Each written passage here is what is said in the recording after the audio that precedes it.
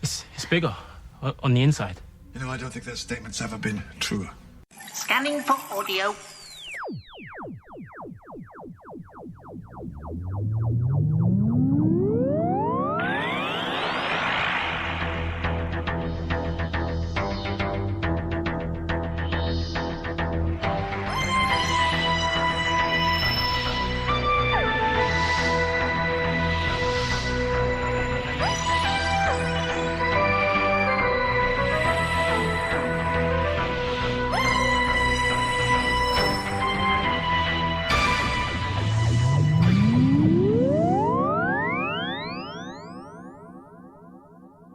Welcome to It In Dog podcast number 423.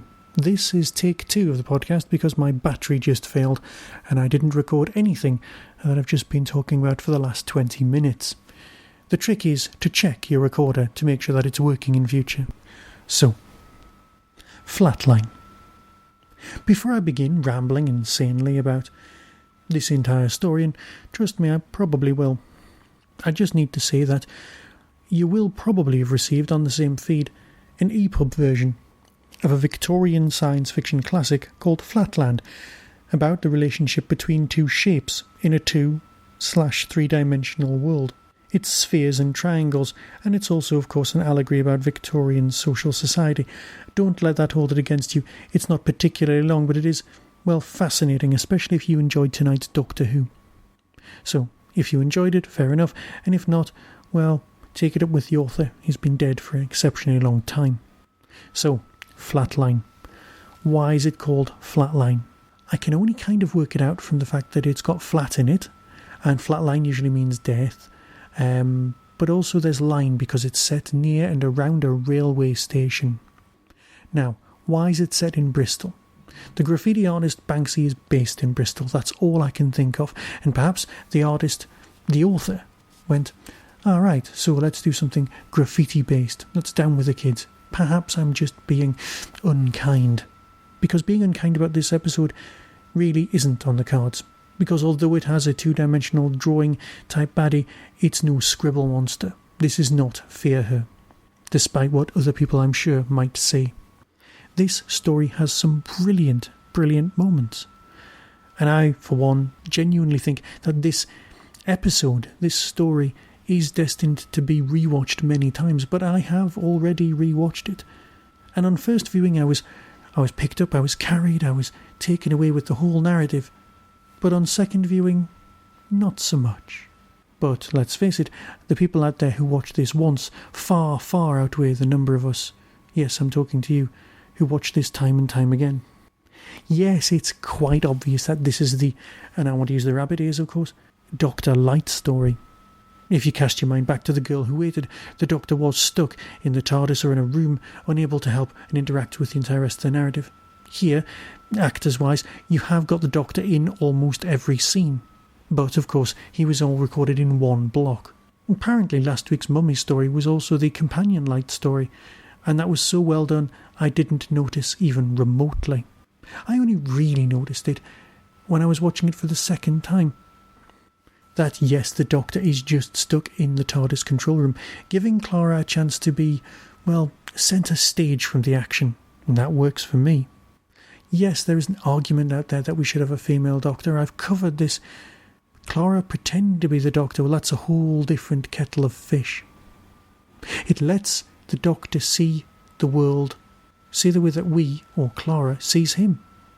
She's trying to channel him, almost literally in the sense, once she's got the whole optic nerve earpiece going on. Did anyone else think of Torchwood when that was going on? That and the Invisible Watch from a few weeks ago all rang particularly distant Torchwoody bells. Now, remember, there are 3 possible solutions to a locked room mystery. Number 1, they're still in the room. Number 2, they're still in the walls. And number 3, they're hiding behind an oxygen molecule.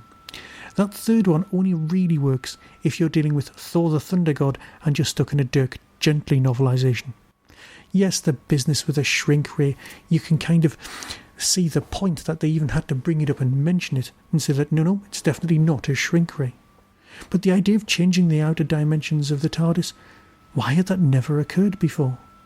There's been a lot of that of late. Why are the ideas in front of us, which seem so obvious now that we see them, just not happened in the last 50 years? I was terribly impressed. Now, if you're a fan of Tim's Take On podcast, you'll be aware that he's building his own full-size TARDIS in the garden. Do you not think that many of us will be making our own half-scale or perhaps even quarter-scale TARDIS for our own gardens, using a hell of a lot less wood, and legitimately being able to say it's a proper TARDIS, it's the proper size, it's just only from this story? Thus being able to have our TARDISes and not take up the entire back garden. I've always wanted to build a TARDIS, and now that I've seen this, well, I'm a bit inspired. Imagine being a kid and seeing this story. Would you or would you not get a little TARDIS lunchbox and then carry that around and pretend that that was your TARDIS? And why am I saying as a kid? Of course I'd do the same. I'm an adult, and yeah, I know I'd do this. Hell, I intend doing it the minute I can find a TARDIS that will fit inside my bag. You know you'd do the same. I've got a tiny silver TARDIS pendant that I wear almost all the time, and sometimes I pretend that that's the real thing. I really shouldn't be admitting this. So it's been nice having Clara back. And the thing that is nice about this whole story is the way it's wrapped up.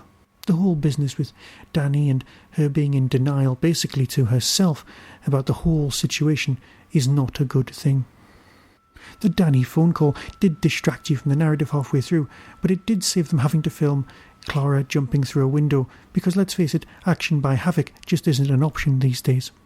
Health and safety and a cutaway conversation on a phone and a sound effect are so much cheaper than having to do the stunt for real. Yes, people can bang on about how Danny really isn't that nice a man, but she likes him and she clearly has a type. And I don't feel that bad for Danny, because clearly in the Next Time trailer he's coming back with the kids in order to go on some sort of forest-based school trip. But that's next time. That's nothing to deal with now. Yes, the messy relationship that Clara's following is there. As we hurtle towards the end of the series, do you not think that A, in order to get to the afterlife, that the Doctor's going to die at the end of episode 11 and then have to find his way out of the nether sphere in episode 12 because she's after him?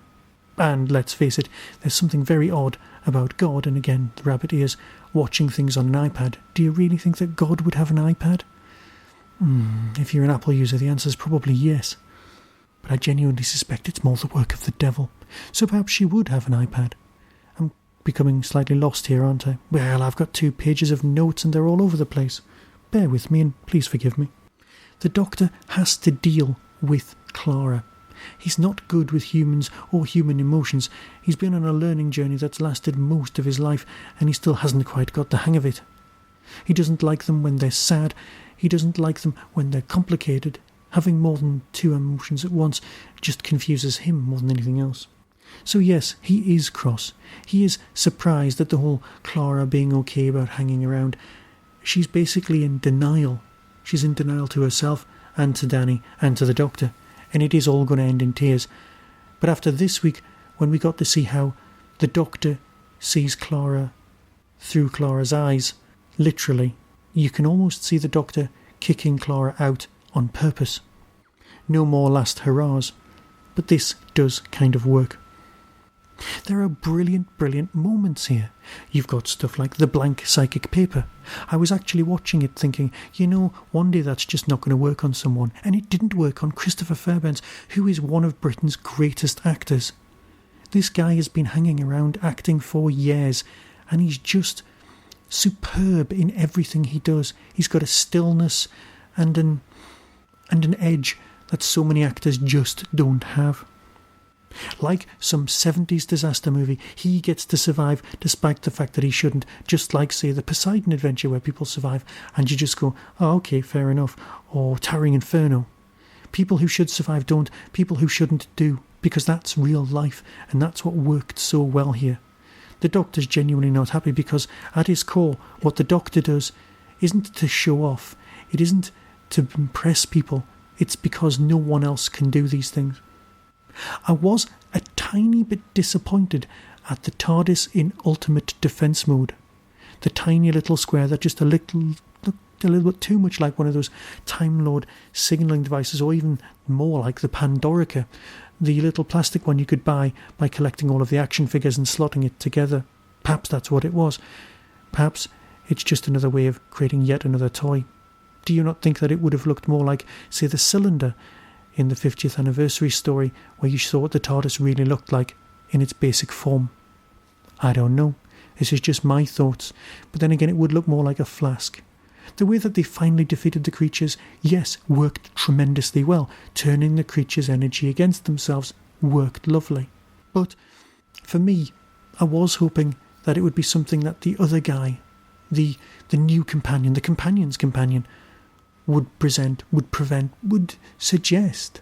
Something like having ball bearings, something completely spherical and reflective that they could be sucked onto and trapped. A shape that they couldn't escape from. Perhaps once they'd become 4-dimensional / 3D zombies, well, I don't know. I just don't know. So yeah, it's called Flatline because they're flat and it's next to a train line, and that gives you an excuse for the train graffiti thing. Well, that works. The tunnels, yes, I'm sure we've all seen them in Torchwood, but that's not a problem. So, a startlingly good story? Yes. Something that bears repeated viewing? Not as often as you would think, perhaps. A stormingly good story, really well executed? I would say so. And let's face it, the Capaldi Doctor, fantastic. So until next time, when I will be talking about Doctor Who, be seeing you. If you'd like to help the Tin Dog podcast to keep running, why not buy one of our badges, available by clicking the link or visiting eBay and typing in Tin Dog Podcast.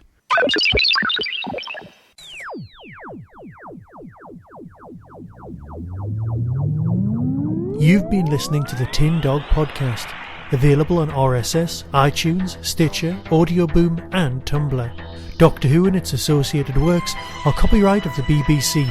No infringement is intended. You can contact the show, donate, buy merchandise or find out more about my other projects by visiting the Tin Dog Podcast homepage and clicking on the links. The Tin Dog Podcast is a founder member of the Doctor Who Podcast Alliance.